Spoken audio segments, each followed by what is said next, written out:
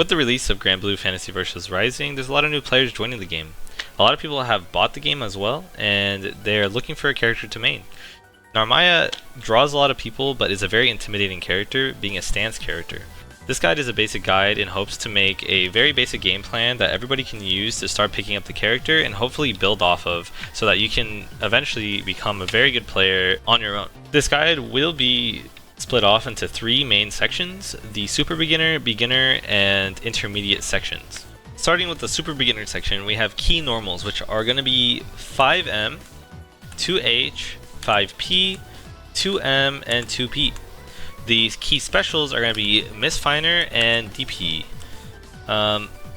We'll start with Misfinder. Misfinder is going to be your key special that you're going to use quite a bit. It's like a keep out tool. It does okay damage, and it kind of forces the opponent to respect your range, and oftentimes it'll scare the opponent a little bit. The basic idea is this will eventually either force them to jump over it, or they'll try to dodge it and get hit by it. The speed that it comes out is quite hard, so if they're not experienced, or if you're making it varied, then it's going to be very hard to actually judge when to dodge this. So it's a pretty good tool to make them jump. Now that they're jumping, you have another issue. This move does have 3 different modes, but as a super beginner, I highly recommend just using the standard Misfinder, which is just by hitting special and neutral. What's end up going to happening is they're going to jump over you and punish you because it has quite a lot of recovery frames. So why am I telling you to use this? It's because it's very fast and easy to use, and there's ways to work around it. If they start jumping, all you need to do is Misfinder a bit less so that you can bait their jump in, and then you can use some of your anti-air tools to hit them out of the sky. By far the best anti-air tool is the DP. EXDP is definitely the best, so I highly recommend doing EXDP out of the air. It is air unblockable, so if they are jumping and they're trying to block your anti-air, you'll still hit them out of the air, and it ends with a knockdown situation, which we'll talk about much later in the guide. 2H is the normal version of the anti-air, which it's very good and you can combo off of it.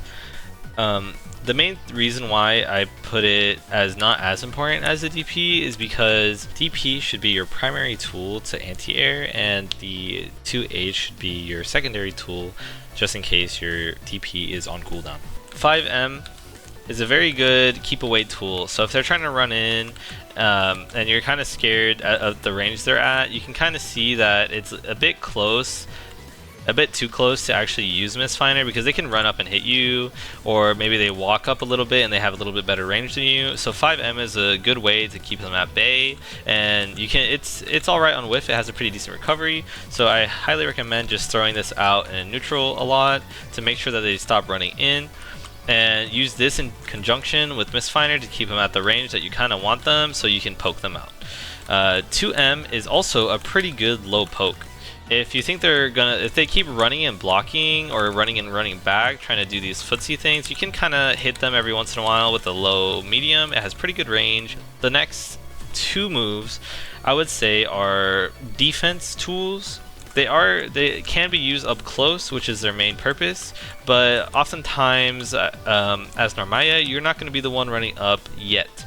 We'll get into that a bit later, but for right now, just keep them out, and if they run up to you, you can start using 5P, which is quite a fast move, and 2P to check if they're blocking low. So these are just checking tools to make sure that they're respecting you on offense while they're running in, and if they use negative moves, you can hit them out of it, and you can do the auto combo off of the 5P. You cannot do it off the 2P, but you can do it off the 5P, so you can get some damage off using the 5P. The key fundamentals as a super beginner is just spacing and anti-airing. That's all I want you to really focus on, is spacing, anti-airing, and just hitting the opponent. And a very basic hit confirm that you can do, so you're not just left there just hitting them mindlessly, is a 5M, which is probably the most likely thing you're going to hit, into EX Misfinder, which is going to be the special and heavy button together. So it's going to be 5M and Misfinder. It does a knockdown situation, allowing you to do some pressure, but we'll get into that later. You might have also realized that we haven't really talked about her stances, and the reason for that is because as a super beginner, a lot of people are struggling with fundamentals, and her pink stance is actually pretty good for learning fundamentals of the game while having a pretty decent toolkit for most situations. The blue stance we'll get into later in the intermediate section, but for now just stick with using the pink stance and using the basic hit confirm that I just taught you, as well as some of the tools that I taught you as well. So now we're in the beginner section. You are now comfortable with everything I talked about in the super beginner section, and we're getting into some more interesting stuff. Not too interesting, but definitely some stuff that will help you out a lot more than what we have already established. New key normals that I do want to talk about are the 5H, the sweep, the throw, and wake up DP. Now talking about 5H. 5H is a tool that is very similar to 5M. 5M in some ranges will whiff, where 5H will hit. It is hit confirmable just like 5M. So you can do this, which I just taught, and you can get a knockdown situation. In that case, you can run up and do your pressure. It's a pretty good tool just for that spacing and a little bit extra range. That being said, most of the time you will be just using 5M, but do note that at some ranges this will hit, and it's a pretty good move. It covers a lot of space. The next move after that is sweep. Sweep is a pretty far-reaching sweep. It hits about the same range as your crouching M. So your crouching M and your sweep are pretty close. Close in range. I believe maybe the sweep is a little bit longer. I'm not sure, but they're very similar. And the reason why you would use sweep over just like 5M, for example, is sweep gives you a knockdown situation, which gives you pressure on wake up. So you can sweep and then you can run in and then do your pressure. The next move after that is Wake Up DP. The reason why I didn't really talk about Wake Up DP is because beginners use it far too much. Like super beginners use it far too much. It is a very good and very strong tool that you should represent within the game, but spamming it too much will lead you into getting blocked and then punished. For an example, right here you can see that when she blocks my DP, I'm negative 27, which is huge. That means she can do anything and I can't do anything about it, and I just get destroyed. So so you have to use Wake Up DP as a pretty precautionary tool, but if you know, especially at the low level, that they're just gonna mash pressure on you, or they're trying to just like hit you with a meaty or something, you can just do the EX DP to get them off of you, and now you have a pretty good situation for yourself where they're knocked down and you can start your pressure. So next up is running punch. Running P, it's a very good tool. It basically allows you to start your pressure. It is +2, which means you can run a punch and then punch again, and if they're mashing, they get hit. And as we saw earlier, running punch, standing punch goes into a triple combo, like auto combo, so then you can just go into an actual combo from that, and it allows you to just start your pressure. And if you're wondering how you can mix it up, there is a slash, the slash move, the medium move. If you're running in slash, you get a knockdown, which allows you to start your pressure again.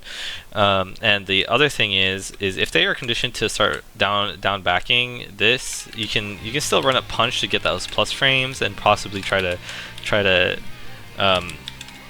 snuff a mash, or you can just run up and then grab, because sometimes they will not react to the grab just because they're so conditioned to just blocking. Of course, good players might react to the tech. At beginner elo, you should be fine. Alright, I didn't know whether or not to put this in the beginner section or the intermediate section, but it is more of an advanced hit confirm that you can do. It requires a little bit of execution, but it's not very hard, especially with the easy inputs. Basically, off of medium hit or a heavy hit, basically any button that you can hit confirm off of, you can do the command dash into slashes. And what it'll look like is like something like this, and it's a pretty good tool to carry the opponent to the corner, and it does a knockdown. So right after you do that, you can press dash and run in there. In the corner itself, it's actually like one of your starting combo tools, so I highly recommend just practicing this. It's not a bad way to just start your combos as a beginner or intermediate player. It just depends on if you're comfortable with the input or not. The quick input is going to be back EX version of dash, so it's going to be back special and heavy, and then you're going to go straight into, you're going to let go of that button and just do heavy and special during that dash, which it looks like that. You can just do that off a hit climb. So getting to the intermediate sections, I want to mess around with ideas of using stances for different matchups and situations. For example, Catalina has a pretty effective range that is rather far. It's around here, maybe even further, because she has her dashes, which I'll show you in a second. But basically, your game plan when you're up close doesn't really work as well, because oftentimes she'll either poke you out or keep you out, and she'll try her best to keep you at this range. So a lot of the times you'll probably be in pink stance and fighting her here, and then switching to blue stance after knockdown to try to do pressure like I was talking about earlier. And against someone like Yule, who has very close hitting buttons, you would probably be in the blue stance a bit more, because your moves are a little bit more effective in this range. You have a little bit more plus frames. It allows you to do your pressure a little bit easier, and she's already in her effective range is like around here, so a lot of her moves is going to push her forward or have some sort of dash or be kind of tricky and be up in your face. So being in this stance a lot of the time is a lot better, but it's all up to your discretion and your play style. This is where developing your game plan based off of the tools I gave you is gonna come in. You may have noticed I haven't really covered, even in this section I haven't covered blue stance that much. It's because a lot of the normals in this is honestly not very good in my opinion. At least it doesn't fit my play style, but what I often see players do, and what I've been trying to do a bit more, is you can do pressure kind of like this with crouching medium, and then you can stance switch during your crouching medium to do a far medium. So if your next attack is gonna whiff, you can switch and then poke with far medium to keep him at the range you want, and now you can play with the pink stance again. So you have a cycle of knockdown, change to blue stance, put pressure, change back to pink stance, and then do your normal game plan that you're used to. One thing I really want to point out is at the intermediate level, now that you're kind of out of just knowing the basics and doing the basics, is using meter. Meter is a huge part of this game, and not using meter is shooting yourself in the foot. You get a lot of meter in the game, and you even get refunded meter by using specials. I'm going to use this stance just for an example, but if you do the metered version of the overhead, so typically the overhead looks like this is the EX version, this is the medium version, here's the light version, and then the metered version is completely different. It teleports you directly on top of them and gives you +4. It is not an overhead, unfortunately, so they do block it while crouching, but it does put you right up in their face, and it gives you a situation where now you can start your pressure basically for free. I don't know if you noticed, but in my meter, it actually recovers 12 meter or 12% of the meter back on block. So it basically means that you can get your meter back really fast after you use this and start your pressure, which will also build your meter. So you get meter very fast with this character. And in Genji stance, you can actually use the dash as a way to teleport behind them, which is also a pretty good get-in tool if you want to use that.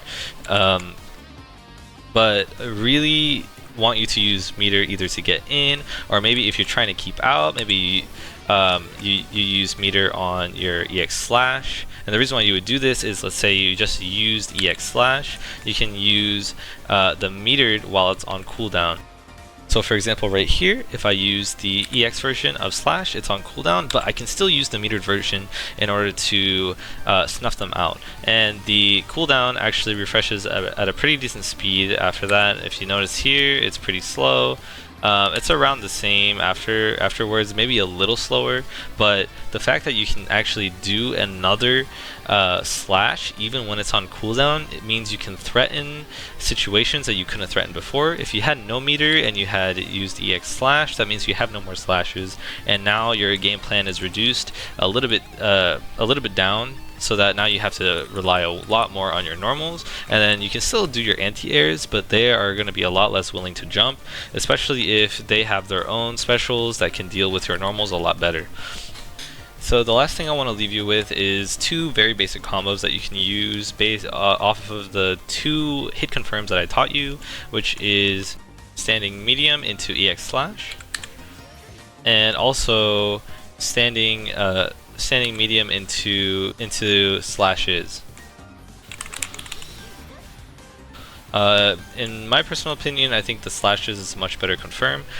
But that being said, if you don't have the execution or you're not comfortable with doing it just yet, and you just want to do like you just want to do EX slash instead, it's totally doable. Here's some quick notation on how to read the following combos.